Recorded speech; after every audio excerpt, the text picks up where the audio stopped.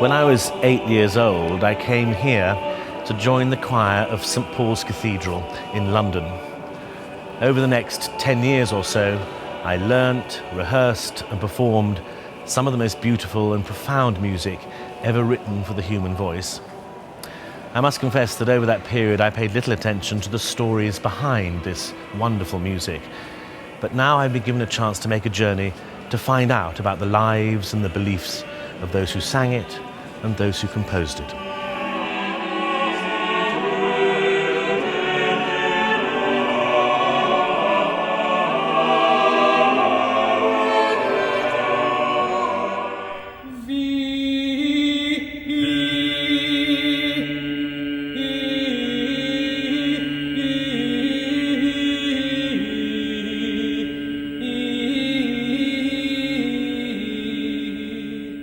Stretching out the plain song, Leonam produced sequences of long, low drone notes, over the top of which a second voice could elaborate.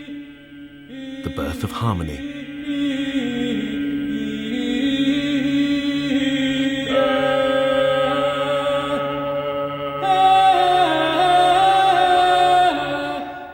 The part that I sing is really a baritone bass part.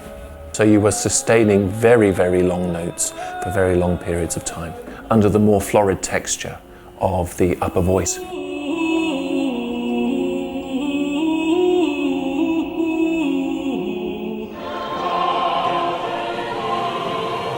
And from Rome, the Pope in effect dominated Western civilization.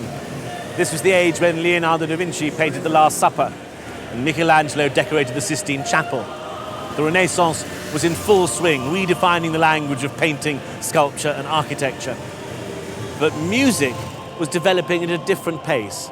At the start of the 16th century, sacred music in the Catholic Church was essentially that of the Middle Ages. But then one man would emerge that would change music forever. Back in London, unravelling Palestrina's mastery of this complex musical language has been a passion for Harry Christophers and his choir, the 16. How did the buildings he wrote for affect Palestrina's writing? I mean, can you see it in the work?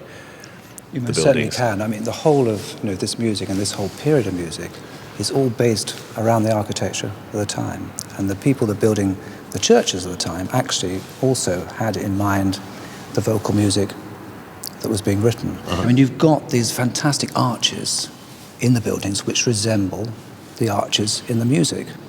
And we'll give a little demonstration, actually, at the beginning of this wonderful piece. And notice the way it goes up to God. So it's actually following the arch up the phrase to heaven.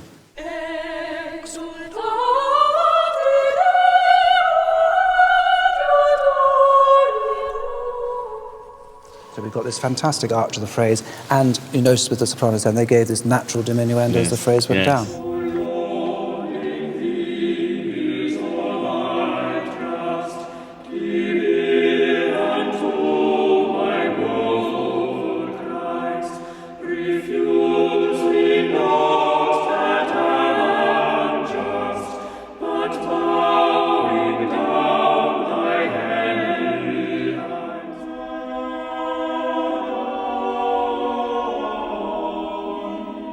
Bird's attitude to his chosen texts was uncompromising. Holy words in which are sung the praises of God deserve nothing less than a heavenly harmony to the extent we can attain it.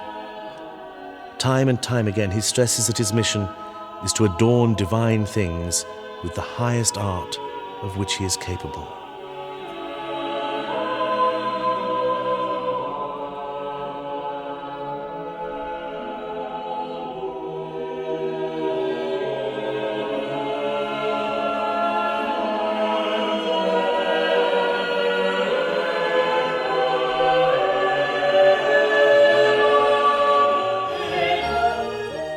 In the past, when people thought about Bach's choral music, they usually imagined pieces written for massed choirs and dozens of players.